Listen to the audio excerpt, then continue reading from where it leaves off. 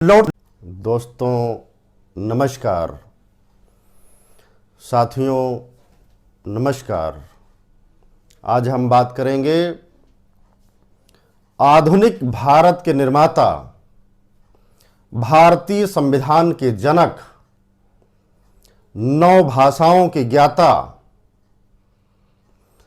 भाषाविद, वैज्ञानिक, मानव विज्ञानी, राजनीतिज्ञ, नेता,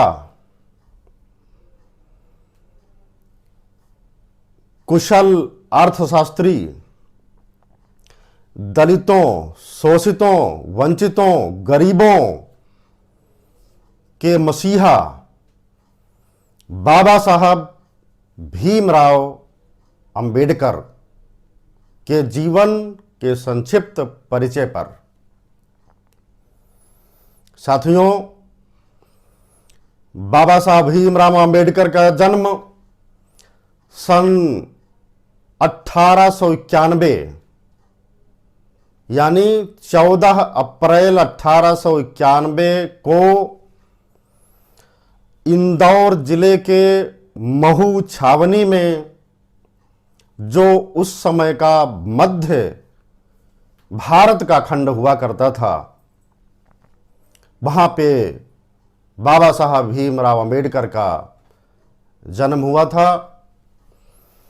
इनके माता और पिता, जिनमें पिता का नाम रामजी मालवजी सकपाल और माता का नाम भीमाबाई था। ये अपने माता पिता की 14वीं व अंतिम संतान थे।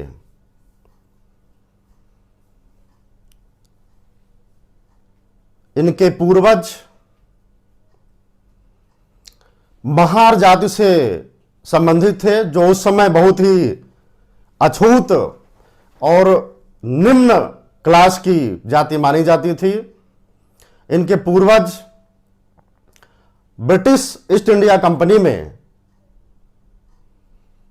सेना में कार्यरत रहे थे। वह इनके पिता भी सैनिक थे। वह धीरे धीरे बाद में सूबेदार भी बन गए। इनका बचपन बहुत ही कठिनाइयों में, संघर्ष में बीता। शुरुआती शिक्षा दीक्षा में अनेक कठिनाइयां, विषम परिस्थितियां, विपरीत परिस्थितियां पैदा हुई और इनका जब नाम 7 नवंबर 1900 को स्कूल में लिखाया गया, दाखिला कराया गया, उस समय इन्हें स्कूल के बाहर बिठाया जाता था, अन्य बच्चों से दूर रखा जाता था। टीचर भी इन पर ध्यान नहीं देते थे। इनके नोट्स पर ध्यान नहीं दिया जाता था। इनको पानी पिलाने के लिए भी केवल दूर से पानी दिया जाता था। चपरासी पानी दिया करता था। जिस दिन चपरासी नहीं होता था स्कूल में, तो ये उस दिन प्यासे ही रह जाते थे। कोई भी पानी पिलाने वाला तक स्कूल में नहीं मिलता था। साथियों, ऐसी कठिन परिस्थितियों और विषमताओं के बीच उन्होंने हार नहीं मानी और निरंतर अपना अध्ययन जारी रखा। ऐसे महापुरुष बाबा साहब भीमराव अंबेडकर, जिन्होंने पग पग पर कठिनाइयों को झेलते हुए और मन में संकल्प और दृढ़ता की भावना लिए हुए वह अपने स्कूल के दिनों में जातिवाद, छुआछूत का ऐसा भाव अपनी आंखों में लिए हुए धीरे धीरे गति पकड़ते हुए इनके स्कूल का नाम जो पिता ने लिखाया था वो अम्बावा डेकर था, जो कि कोंकण में स्थित गांव के लोग गांव का उपनाम नाम के आगे लगाते थे। लेकिन बाद में इनके एक शिक्षक गुरु देवर के ब्राह्मण कृष्ण महादेव ने अपने सरनेम को अंबेडकर सरनेम कृष्ण महादेव का था, उन्होंने अपना सरनेम अंबेडकर साहब को दे दिया और इस तरीके से उनका स्कूल का नाम अंबेडकर हुआ और उनके नाम के आगे सरनेम अंबेडकर हो गया। उस समय बाल विवाह की प्रथा चलन में थी। सन 1906 में बाबा साहब भीमराव अंबेडकर की शादी 9 वर्ष की लड़की रमाबाई से हो गया। 1907 में उन्होंने गवर्नमेंट हाई स्कूल से मैट्रिक की परीक्षा पास किया। 1908 में उन्होंने एल्फिस्टन के स्कूल में दाखिला लिया, जो बॉम्बे यूनिवर्सिटी का भाग हुआ करता था। वहां पर दाखिला लेने वाले इकलौते अकेले दलित छात्र थे बाबा राव भीम राव साहब अंबेडकर जी। इकलौते दलित छात्र थे साथियों, और वहां पर वो पढ़ाई करते हुए 1912 में उन्होंने अर्थशास्त्र व समाजशास्त्र से बीए की डिग्री को हासिल कर लिया। इसके पश्चात वो बड़ौदा के शासक के वहां कुछ समय के लिए चले गए और 1913 में वो अमेरिका के लिए रवाना हो गए। और वहां पर मीन्स दैट अमेरिका में पढ़ाई करना बिल्कुल आसान नहीं था। उस समय के बड़ौदा के शासक, बड़ौदा के गायकवाड़ शासक सायजी राव तृतीय ने अपने राज्य में एक योजना चला रखी थी, जो मेधावी व प्रतिभाशाली छात्रों को 11.50 डॉलर प्रति माह, यानी 25 रुपया प्रति माह का वजीफा मिलता था, स्कॉलरशिप मिलती थी। उस कारण से बाबा जी भीमराव अंबेडकर साहब अमेरिका न्यूयॉर्क शहर के कोलंबिया यूनिवर्सिटी में अध्ययन हेतु गए और वहां पहुंचने के तुरंत बाद उन्होंने अपने मित्र, पारसी मित्र नवल भातेना के साथ में शिफ्ट हो गए और अपना अध्ययन करने लगे।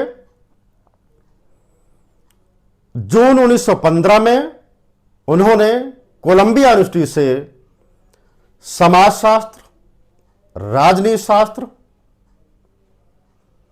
इतिहास, मानव विज्ञान, दर्शन शास्त्र में उन्होंने एमए की डिग्री को प्राप्त कर लिया। 1916 में उन्होंने अपना पहला शोध कार्य भारतीय वाणिज्य व दूसरा शोध कार्य भी उन्होंने वहीं पर से शुरू किया और तीसरा भी उन्होंने वहीं से शोध कार्य अपना जारी रखा। 16 में ही वो लंदन आ गए और लंदन ऑफ इकोनॉमिक्स यूनिवर्सिटी में अपना दाखिला ले लिया। साथ ही साथ वहां के ग्रिंजेन यूनिवर्सिटी में भी लॉ के लिए, बैरिस्टर एट लॉज के लिए उन्होंने अपना दाखिला ले लिया। लेकिन जीवन में कठिनाइयां कब साथ छोड़ती हैं, परेशानियां कब साथ छोड़ती हैं, ऐसा उनके साथ फिर हुआ। क्योंकि जो उन्होंने वजीफा मिलता था, उन्हें जो स्कॉलर मिलता था बड़ौदा रियासत की तरफ से, वो अब बंद हो चुका था। जून 1917 में उन्होंने विवश होकर के भारत वापस लौटना पड़ा और जब वो वापस आए तो पुनः उन्होंने बड़ौदा रियासत में वहां की सेना में मिलिट्री सचिव का पदभार उनको मिल गया और वो नौकरी करने लगे। लेकिन छुआछूत ने वहां भी उनका पीछा नहीं छोड़ा। उनके निचले जो अधिकारी थे वो गलत है हीन भावना से उनको देखते थे। यहां तक कि उनका जो चपरासी फाइलें लेकर के आता था वो फाइलें उनके मुंह पर फेंक दिया करता था। अपमानित होकर के वहां का दंश नहीं झेल पाए और उन्होंने अपनी वहां की नौकरी को छोड़ दिया और निजी ट्यूटर, निजी परामर्शदाता वो बन गए। 1920 में उन्होंने छुआछूत को, भेदभाव को जड़ से खत्म करने के लिए अपनी पत्रिका मूक नायक का उन्होंने प्रकाशन शुरू कर दिया, जिसका समाज पर बड़ा असर हुआ, गहरा असर हुआ। और वो उस समय कोल्हापुर के शासक शाहू महाराज के संपर्क में आए और उनके एक पारसी मित्र और उनकी कुछ निजी वस्तुओं के सहारे पुनः वो इंग्लैंड वापस लौट गए।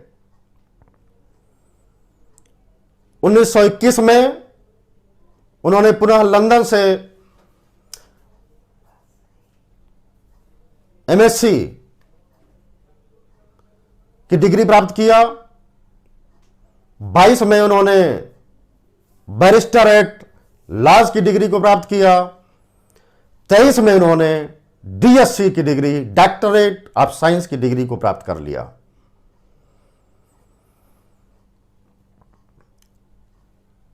तत्पश्चात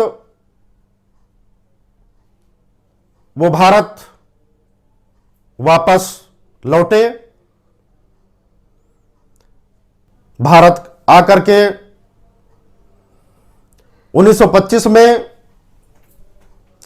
साइमन कमीशन भारत आया। साइमन कमीशन के लिए उनको नियुक्त कर दिया गया, परंतु पूरे भारत में उसका घोर विरोध हुआ। 1927 में उन्होंने छुआछूत के लिए सक्रिय और बड़ा आंदोलन चलाया, जातिगत व्यवस्था को दुरुस्त करने के लिए, दलितों के लिए, वंचितों के लिए, शोषितों के लिए, भेदभाव मिटाने के लिए।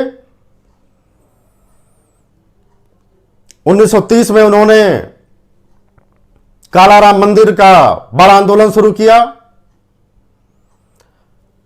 और 30, 31, 32 में उन्होंने तीनों गोलमेज सम्मेलन में भाग लिया।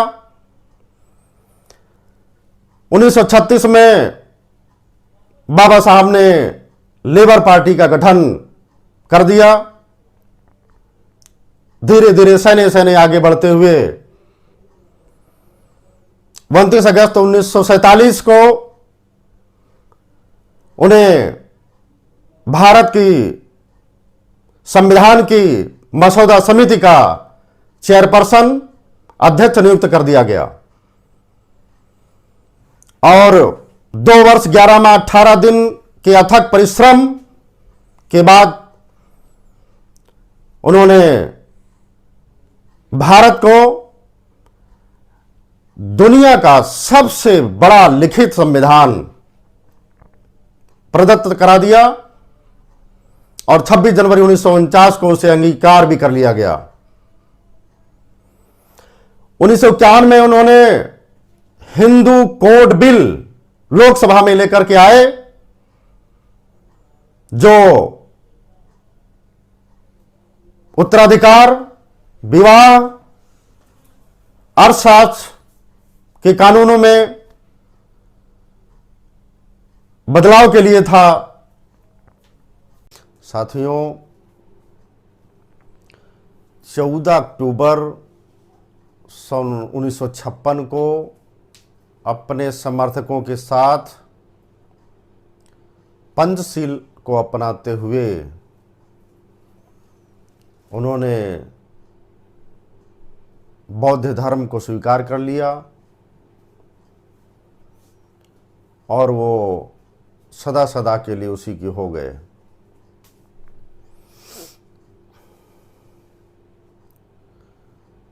और 6 दिसंबर 1956 साथियों, 14 अक्टूबर 1956 को उन्होंने अपने समर्थकों के साथ पंचशील को अपनाते हुए बौद्ध धर्म को अंगीकृत कर लिया, उसे स्वीकार कर लिया। साथ ही साथ जीवन पर्यंत वो समाज सुधारक के रूप में भी कार्य करते रहे और कभी भी अपने किसी भी कर्म पथ पर कितनी भी कठिनाई झेलकर उन्होंने कभी भी हार नहीं मानी। ऐसा समाज सुधारक, ऐसा मसीहा लोगों के दिलों में हमेशा हमेशा जिंदा रहता है। उन्होंने मूक नायक से लेकर के प्रबुद्ध भारत नाम की पाक्षिक साप्ताहिक पत्रिकाएं निकाली, यानी उन्होंने मूक नायक, जनता, समता, प्रबुद्ध भारत, बहिष्कृत भारत नाम की पत्रिकाओं को भी अपने जीवन के कीमती समयों में निकाल करके भारत के दबे कुचले, शोषित, वंचित गरीबों के लिए समूचे जीवन भर संघर्ष वो करते रहे। अंततः 6 दिसंबर 1956 को ये भारत का उदीप्यमान सूर्य सदा सदा के लिए अस्त हो गया, ब्रह्मांड में विलीन हो गया, आकाश की गहराइयों में आकाश की ऊंचाइयों में सदा सदा के लिए विलीन हो गया। लेकिन ऐसे महापुरुष सभी के दिलों में हमेशा जिंदा रहते हैं, उनके विचार जिंदा रहते हैं। उनके विचार थे, शिक्षित बनो, संगठित रहो, संघर्ष करो। शिक्षा के लिए उन्होंने कहा, शिक्षा वह शेरनी का दूध है जो इसे पिएगा वो दहाड़ेगा जरूर। अंततः सन 1990 में भारत सरकार ने भारत के सर्वोच्च नागरिक सम्मान भारत रत्न से उन्हें मरणोपरांत अलंकृत किया गया, उन्हें सम्मानित किया गया। लेकिन यह सर्वोच्च नागरिक सम्मान 1954 में ही शुरू हो गया था। काश उन्हें उन्हीं के जीवन काल में ये सम्मान मिल जाता तो कोई और बात होती। लेकिन देर से ही मिला। ये बहुत गर्व और गौरव की बात है कि जिस महान व्यक्तित्व ने हमारे देश को इतना सुंदर, लचीला, 60 से अधिक देशों का संविधान का अध्ययन करके भारत को बेहतरीन से बेहतरीन संविधान देने का कार्य किया, ऐसे महापुरुष को मैं आज उनकी जयंती पर हृदय से विनम्रतापूर्वक नमन करता हूं। बहुत बहुत धन्यवाद, बहुत बहुत आभार सभी का।